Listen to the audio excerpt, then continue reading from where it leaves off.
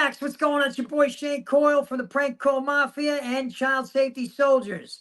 I wanted to just say on behalf of myself and Jennifer Adelia, to everybody out there, it's Shane Coyle, you're chatting with Staxx. And hello, hi sweetheart, how are you? It's Jennifer Adelia. You're definitely chatting with Staxx. Hi dear, it's Abigail Cranston, 74-year-old internet hoa, and you're chatting with Staxx, my boyfriend. And all new at 5, a major organized crime bust. 23 people under arrest now accused of stealing guns and cash. Today, police revealed 4 organized crime groups are wreaking havoc. From aggravated robbery to kidnapping, burglary, and more. Let's take a look at this. New pictures from court documents in this case. These are a few of the people who have been charged, and investigators say the money, tens of thousands of dollars, is all stolen. Welcome to this episode of Chatting with Staxx. I'm your host, Bill Staxx, and today I got Child Safety Soldier Shane Coyle. Oh man, that's right, brother. Absolutely, Child Safety Soldiers, man. How you doing, Staxx? I'm doing great, man. Thank you for coming on the show. I appreciate it. Hey, you know it anytime, bro. I've been watching you, bro. I've been watching your stuff, man. See, you got some good stuff going on, bro. Great content, absolutely, man. Been following you for quite some time now, brother. Yeah, we've been trying to get this going for a long time. It's been couple of years, you know. Yeah. It took me a couple of years to just get my head together, man, to be able to see, left from right. So we're good now, man. We're on point.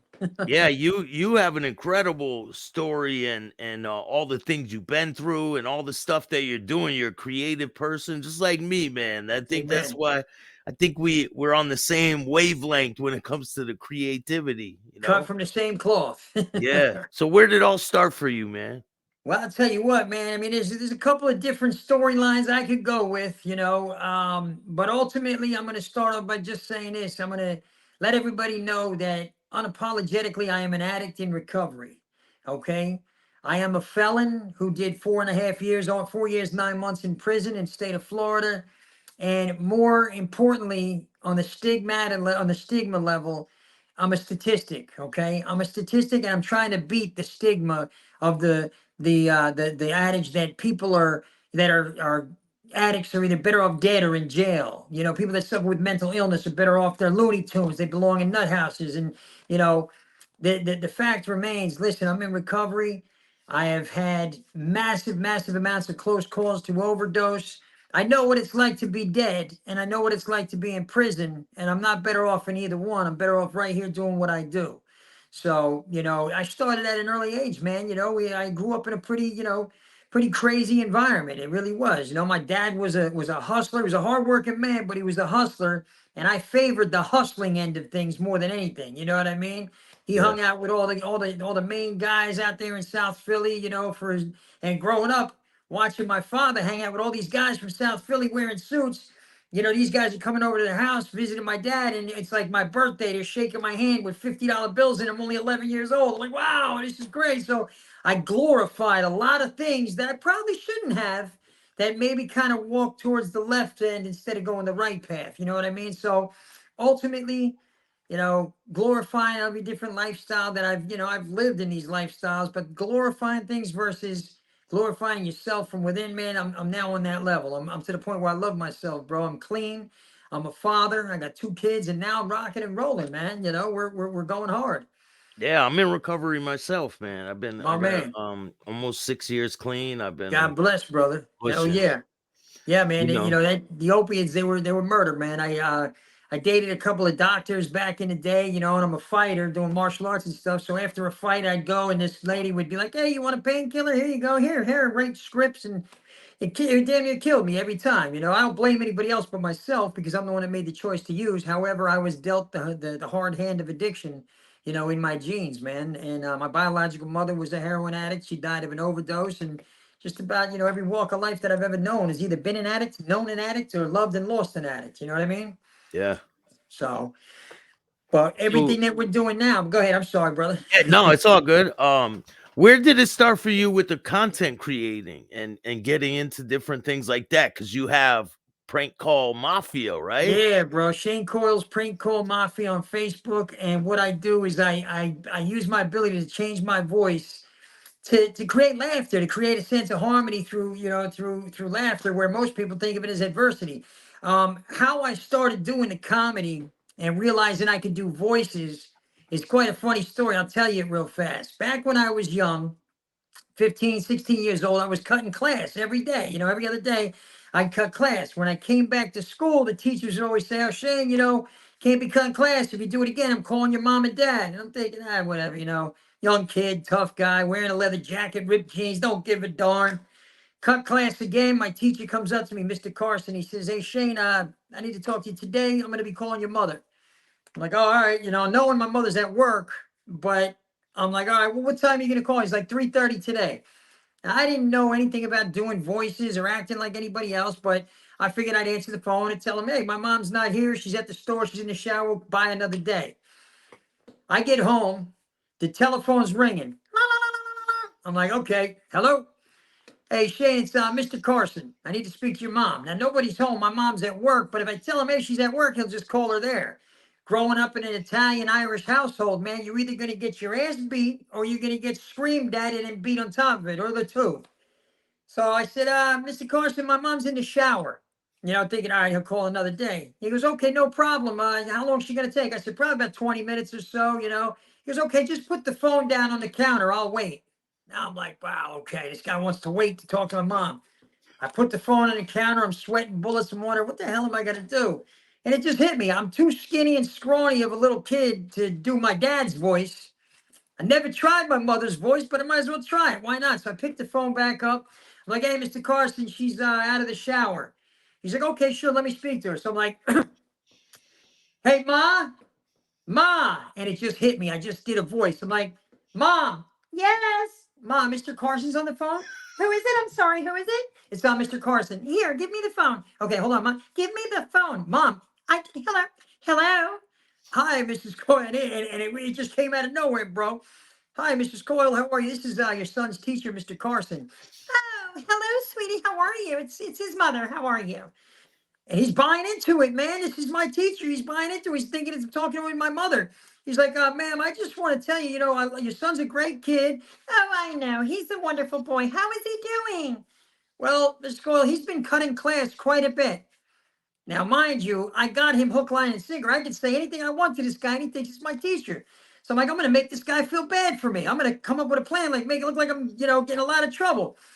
I said, "Okay, so he's cutting class all the time. What would you like me to do, sir?" He goes, "Well, I don't know. Maybe chastise him a little bit."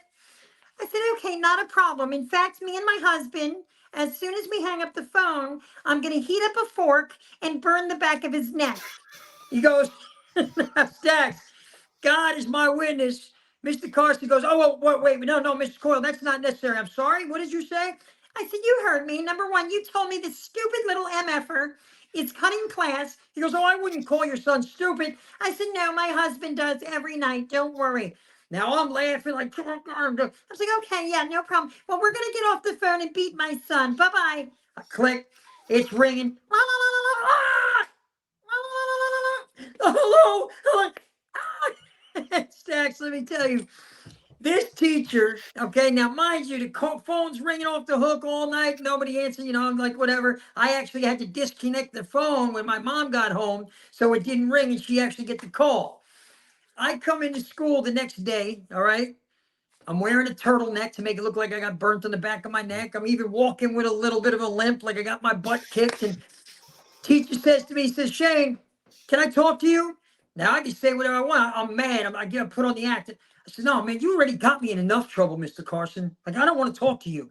He goes, "Shane, listen, I'm so sorry. Are you okay?" I said, "Yeah, I'll be fine, man." And I went and sat back at my desk. He goes, "No, Shane, come here. They want to talk to you in the principal in the front office." Like, all right, cool. I'm getting out of class again. I start to walking down the hallway. I look in that big square window in the hallway that's the office. I see a cop. I'm like, "Oh, why do you got the cops here?" I see a little old lady with a DCF, Department of Children and Families jacket on, and I'm walking out. Oh my God, is that my mother? My mom, my dad, a cop, Department of Children and Families. And I walk in like, "Hey, what's going on? How are you?" Right away, right away, Staxx. First one that comes up is the cop. He goes, "Shane, can I talk to you?" Like, "Yeah, what's up, man?" He's like, can I see the back of your neck?" I'm like, yeah, no problem. What's the matter?" He's like, let me see the other side." I said, "Yeah, no, it was me, man. It was me." He's like, "All right, well, listen. This lady wants to speak to you. This is Abigail Cranston from Department of Children and Family. She'd like to talk to you in the other room. I'm like, oh, okay, great. Like, oh man, I hear my mom, she's screaming back and forth with the principal and the other teachers talking all kinds. My father screaming, my son, my wife would never beat my kid. Blah. And I'm like, oh man, how am I gonna get out of this one? I go in the little office and it's this little old lady. Hello, dear. My name is Abigail Cranston. Are you okay? I'm like, yeah, I'm fine. It was me, ma'am. No, honey, did your mother burn the back of your neck, dear? I said, no, ma'am, it was me. Now, honey, don't blame yourself. It's not you, dear. I said, no, no, ma'am, you don't understand. It was me. It was my fault. I did this. Sweetheart, a lot of children blame themselves when they're in a broken home. We're going to get your mother the proper treatment. And I said, no, ma'am, you don't understand. Listen to me, ma'am. It was me. I did a voice. I pretended to be my mother. This is the voice. She goes, what, dear? What? Oh, my goodness, dear. What? I said, you don't understand. I did this voice and I pretended to be my mother. I pretended to be on the back of my neck. I pretended to beat my son, Shane, which is really me.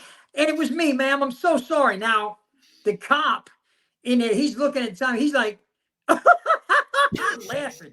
And I'm like, oh, wow. This is my father comes in. He's like, well, what the, without cursing, what the F, son? What's going on? I said, Dad, it was me. He goes, well, do that voice again. I said, hi, Dad. How are you? It's me. I'm your wife. I was your wife on the phone. I'm his mother. My dad dies laughing, bro. My dad's, God, it was great, kid. Oh, my God. Thank God. I thought we were in trouble. And I'm like, oh, I'm out of the clean. All of a sudden, my mom's swinging at me. You son of a, you bastard.